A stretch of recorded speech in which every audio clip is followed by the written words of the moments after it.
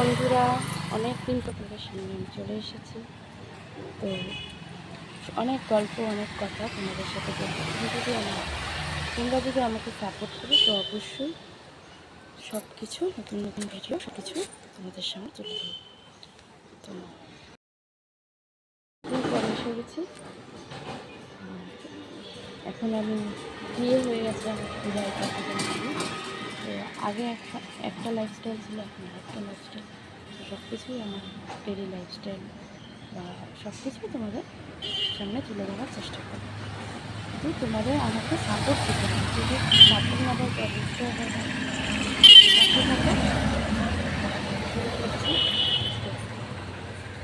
আবার আগের মতো আর এটা আজকে আমার শ্বশুরবাড়ি।